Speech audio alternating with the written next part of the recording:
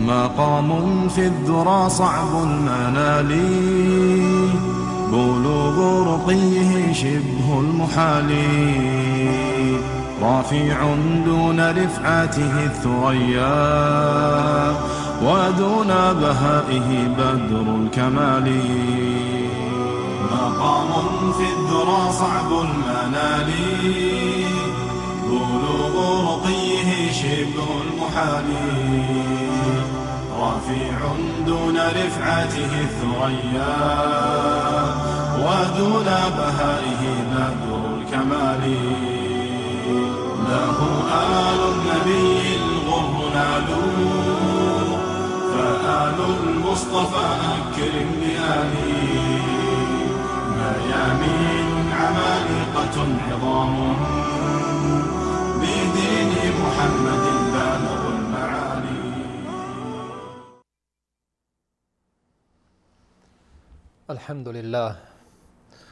الحمد لله رب العالمين، والعاقبة للمتقين، والصلاة والسلام على رسوله محمد وعلى آله وأصحابه ومن تبعهم بإحسان إلى يوم الدين.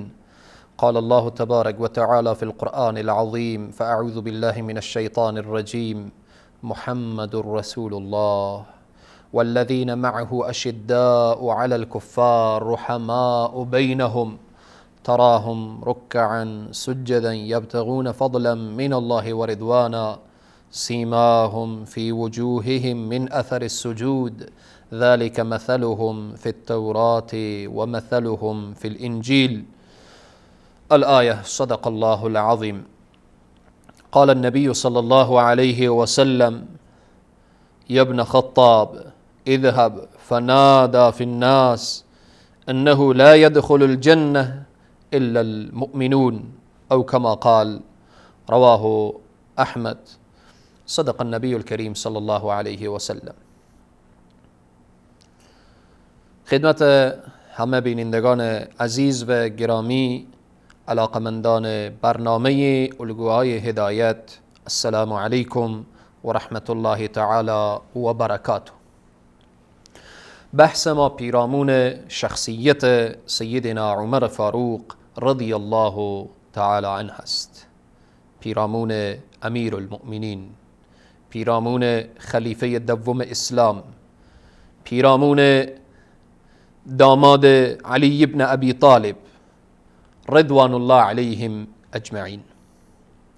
در برنامه گذشته چون بحث ما همان بحثی که سیدنا عمر رضی الله عنه در میادین جهاد همراه با رسول الله صلی الله علیه و سلم، در برنامه گذشته نقش سیدنا عمر در بدر و در احد و در غزوه بنی مصطلق و در خندق و احزاب بیان شد، و همچنین نقش و یا او گفتار سیدنا عمر و جریان سیدنا عمر و گفتگوی ایشان با رسول الله صلی الله علیه و سلم در صلح حدیبیه، و همان بحثی که جایگاه سیدنا عمر در میادین جهاد باز همین بحث ماست.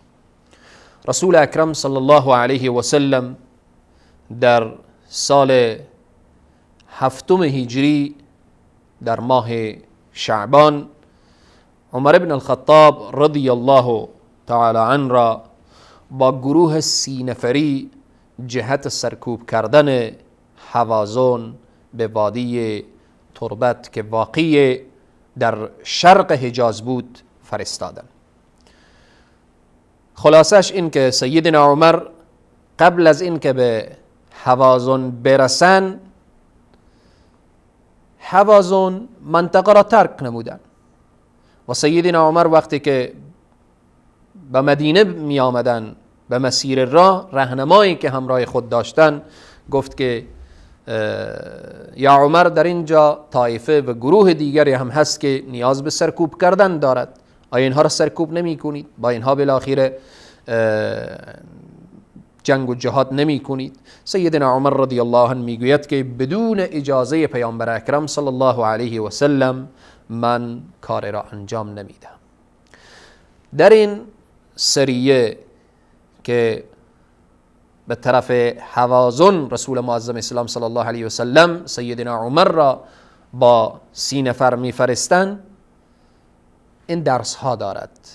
اول این که سیدنا عمر رضی الله عنه از شایستگی های لازم به عنوان فرمانده نظامی برخوردار بودند. یک فرمانده نظامی بودند، یک کسی بودند که لیاقت و شایستگی این را داشتند که رسول معظم اسلام میگن ای عمر این 30 نفر به تحت فرمانده تو برو به طرف فلان گروه یا فلان طایفه، و او طرف وقتی میشنود که عمر با 30 نفر آمده منطقه را ترک میکنه. پس اولین چیزی که از این میدانیم شایستگی سیدنا عمر که یک فرمانده شایسته بوده، در او هم در کجا؟ در عرصه نظامی این شایستگی را داشتن. دوم سیدنا عمر رضی الله تعالی عنه قدم به قدم کلمه به کلمه تابع فرمانده کل بودن. وقتی که او شخص میگه که آیا به این طایفه به این گروه حمله نمی کنید، سیدنا عمر میگه نه، من بدون اجازه پیامبر هیچ کاری کرده نمیتونم. این چی را نشان میدهد؟ این را نشان میده که قدم به قدم کلمه به کلمه سیدنا عمر پیروی از رسول معظم اسلام صلی الله علیه و سلم می نمودند. سوم این که هنگامی که به طرف حوازن روان شدن، نقشه‌ای که سیدنا عمر داشتن نسبت به دشمن چی بود؟ این که سیدنا عمر رضی الله تعالی عنه روز میخوابیدن و شب در حرکت بودن. تا چه کار باید بکنن؟ تا دشمن را غافلگیر کنن، دشمن هیچ متوجه نشه. پس خود این یک سیاست هست.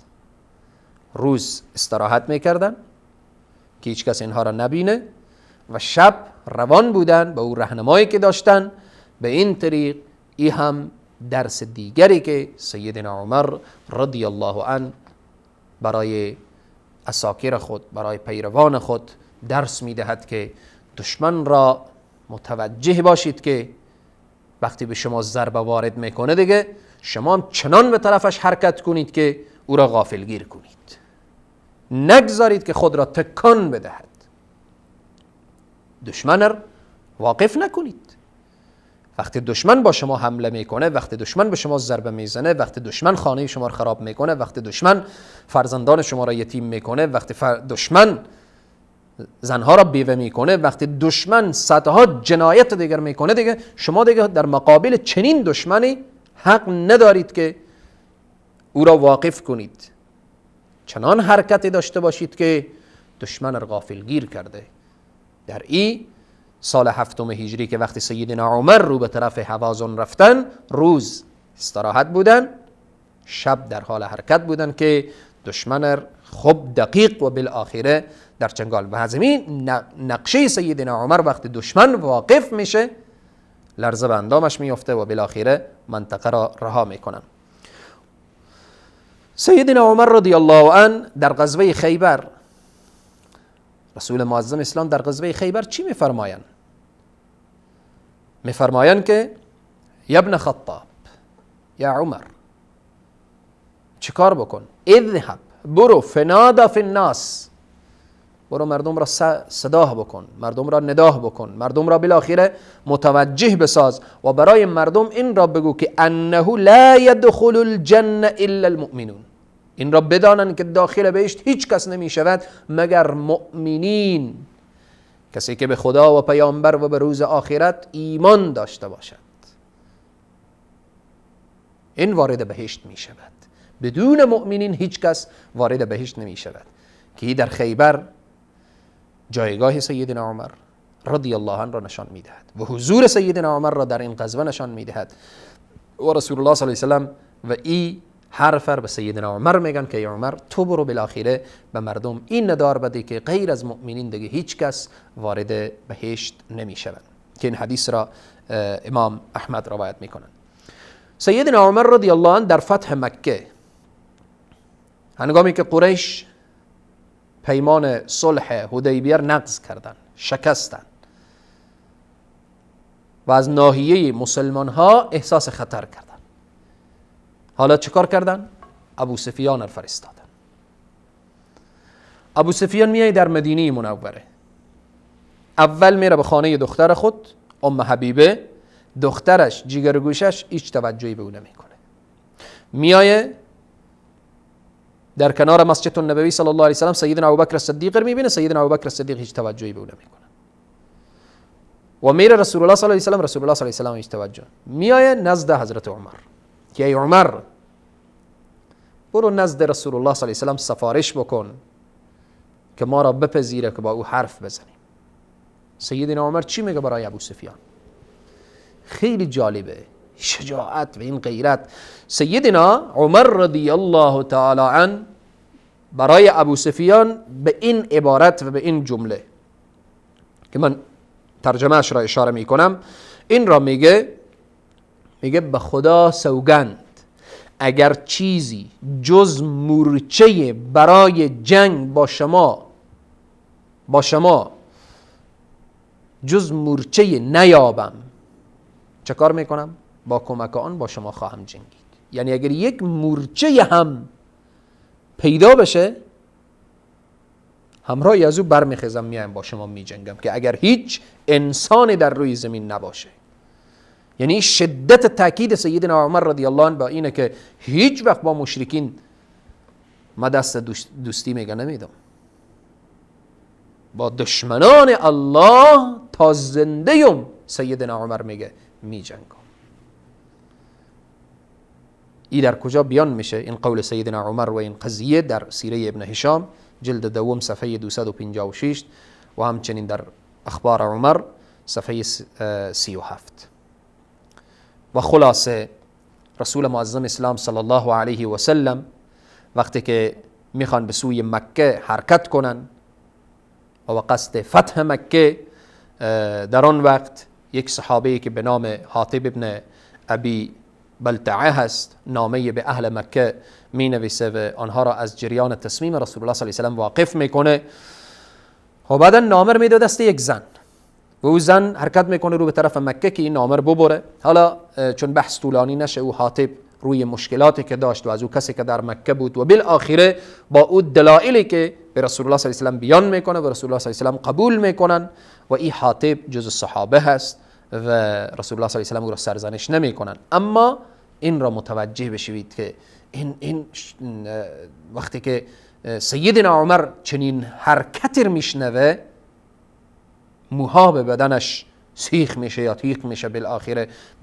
اصلا کنترل خود را سیدنا عمر رضی الله عنه در عرصه انسانهایی که نسبت به دین بی‌توجهی کنن حالت غیرعادی برای خود میگیره. سبحان الله، چون اثر شجاعت، غیرت، مردانگی سیدنا عمر رضی الله تعالی عنه.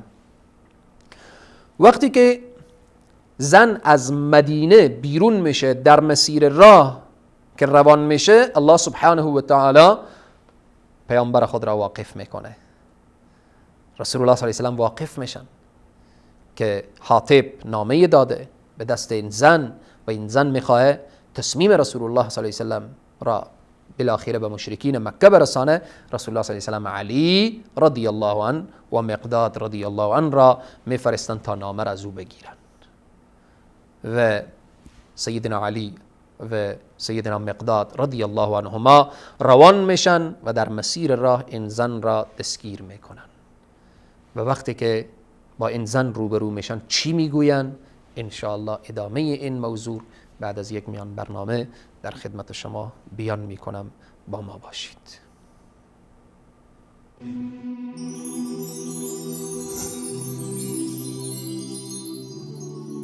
النبي أولى بالمؤمنين من أنفسهم وأزواجه أمهاتهم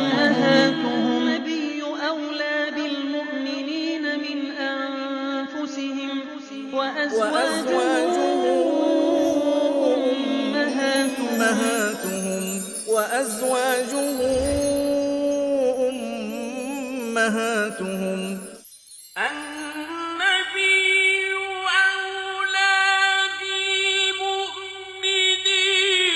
من أنفسهم وأزواجه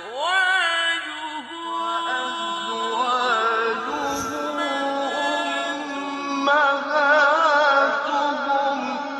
النبي أولى بالمؤمنين من أنفسهم وأزواجه أمهاتهم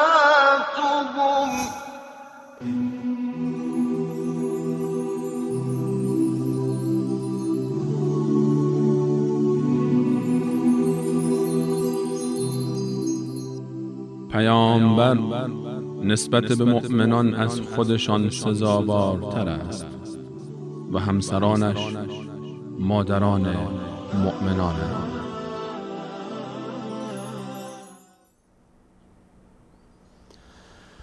خدمت همه عزیزان مجددا السلام علیکم و رحمت الله و برکاته.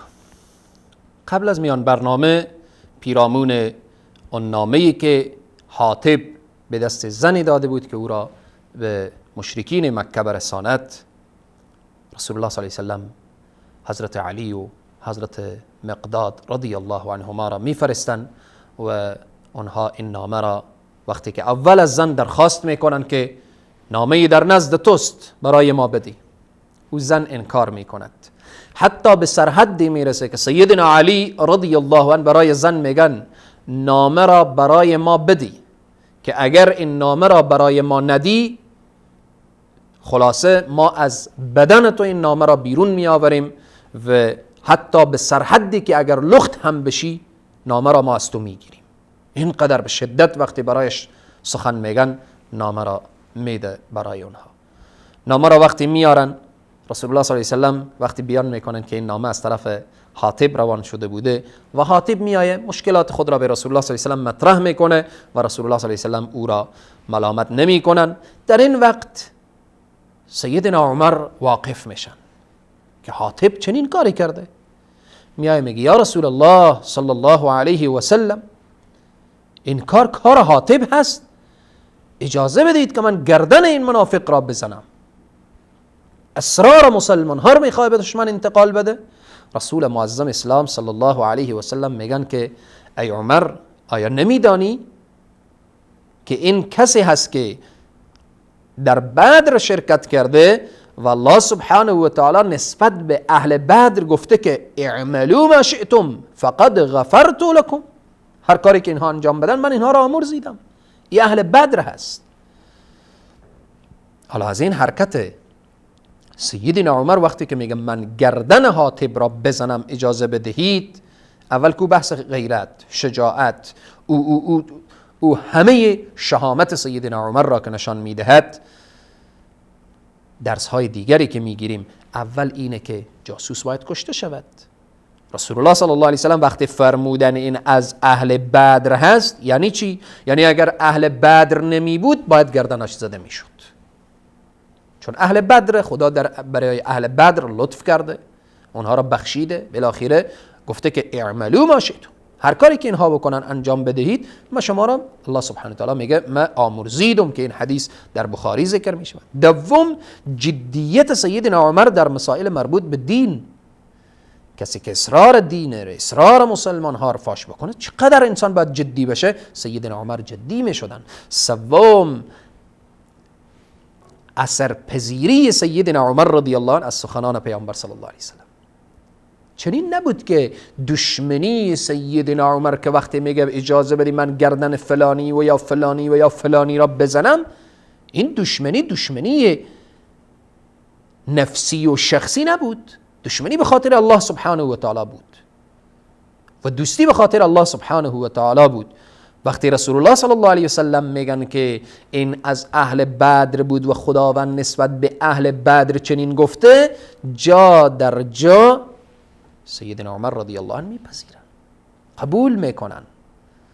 پس از این دانستیم که دوستی و دشمنی سیدنا عمر به خاطر الله و رسولش بود. و همچنین زمانی که در جریان فتح مکه سیدنا عباس وقتی که ابو سفیان را می آورند نزد رسول خدا صلی الله علیه و سلم، سیدنا عمر می بیند، پرسان میکند که سیدنا عمر پرسان میکنه که ابو سفیان در تحت امان کیست؟ اگر در تحت امان کسی نیست اجازه بدید گردن این را بزنم. سبحان الله، چی شجاعت! همه این حرکتی بود که این شخصیتی بود که وقتی در مدینه سیدنا عمر میخوابید، امپراتور روم و فارس از هیبت سیدنا عمر آنها را خواب نمی برد بر روی بسترهای ناز. به اینه که سیدنا عباس می فرمایه که ای عمر متوجه باش که ابو سفیان در امان من هست. و اینجیه که ابو سفیان بعداً مسلمان میشه. و همچنین اشاره مختصری سیدنا عمر رضی الله عنه در غزوه حنین که او غزوه در سال 8 هجری در 16 شوال که روز شنبه بود که مسلمان ها 12,000 نفر و دشمن در آن روز 4,000 نفر بود، مسلمان ها به کثرت خود و به قلت دشمن مغرور شدند. قرآن بیان میکنه لقد نصركم الله في مواطن كثيرة ويوم حنين إذ أعجبتكم كثرتكم فلم تغن عنكم شيئا وضاقت عليكم الأرض بما رحبت ثم وليتم مدبرين ثم أنزل الله سكينته عليه. مسلمان ها در ابتدای غزوه حنین ظاهرا شکست خوردن و بعد الله سبحانه وتعالی بر اونها سکینه نازل کرد، آرامش نازل کرد، ملائکه آمدن و مسلمان ها و بالاخره پیروز شدن. مسلمان ها غنایم به دست گرفتن. رسول معظم اسلام وقتی برمیگشتن در مسیر را در منطقه به نام جعرانه در آنجا غنایم را تقسیم میکردن. هنگامی که رسول الله صلی الله علیه و سلم غنایم را تقسیم میکردن در غزوه حنین که غنایمی که به دست آمده بود، شخص استاده شد گفت که ای محمد عدالت کن، وقتی تقسیم میکنی عدالت کن. رسول الله صلی الله علیه و سلم فرمودن ویلک و من یعدل اذا لم اکن اعدل، چه کسی عدالت میکنه اگر من عدالت نکنم؟ الله اکبر. وقتی یه حرف سیدنا عمر شنید، برای تو مسلمان میگم، اگر تو هم در اون لحظه می بودی کسی استاده میشد و برای پیامبر صلی الله علیه و سلم میگفت یا محمد عدالت کن، تو چه کار میکردی؟ یقینا کسی که تو امروز درس شجاعت و غیرت از عمر فاروق آموختی، در اون لحظه چه کار میکردی؟ سیدنا عمر وقتی که این حرکت و این گستاخی و این جسارت دید که به پیامبر صلی الله علیه و سلم شخص میکنه، استاده شد گفت یا رسول الله صلی الله علیه و سلم یک خواهشی دارم. چی میگه ای عمر؟ گفت اجازه بده گردن این منافق را بزنم. کسی که به پیامبر بگه تو عدالت کن منافق هست، اجازه بدی که گردن این را بزنم. رسول الله صلی الله علیه و سلم فرمودند که ای عمر اگر من اجازه بدم باز دیگران میگویند که محمد یاران خود را گردن میزند. پس این شجاعت و این غیرت سیدنا عمر رضی الله عنه. و همچنین سیدنا عمر در غزوه تبوک، در غزوه که در این غزوه اولا سیدنا عمر نصف مال خود را، نصف سرمایه خود را، دارایی خود را نصف کردن، نصف در راه الله سبحانه و تعالی تقدیم کردن. در این غزوه سیدنا عمر نصف سرمایه در راه الله تقدیم میکنن. حضرت ابوبکر صدیق کل سرمایه و سیدنا عمر رضی الله عنه نصف سرمایه خود را تقدیم میکنن. در این نقش سیدنا عمر در غزوه تبوک. ثانیاً در تبوک مسلمان ها چنان دوچار سختی شدن، دوچار مشکلات شدن که آمدن به محضر نبی مکرم اسلام صلی الله علیه و سلم. از رسول الله صلی الله علیه و سلم چی خواستن؟ گفتن یا رسول الله، یا رسول الله به ما اجازه بدهید که ما این شترانی که داریم اینها را ذبح کنیم و از گوشت اینها استفاده کنیم و از بالاخره از مشکلاتی که سر راه ما آمده از اینها استفاده کنیم. رسول معظم اسلام صلی الله علیه و سلم اجازه دادن بروید شتران را ذبح کنید و بالاخره از اونها استفاده کنید که مسلمان ها دچار مشکلات نشن. سیدنا عمر رضی الله عنه میآید یا رسول الله اگر اینها این شتران را ذبح کنن، شتران سواری هست، تبوک چی فاصله نسبت به مدینه، بعدن با چی برگردن؟ با چی سوار میشن؟ سواری رو از دست میدهن.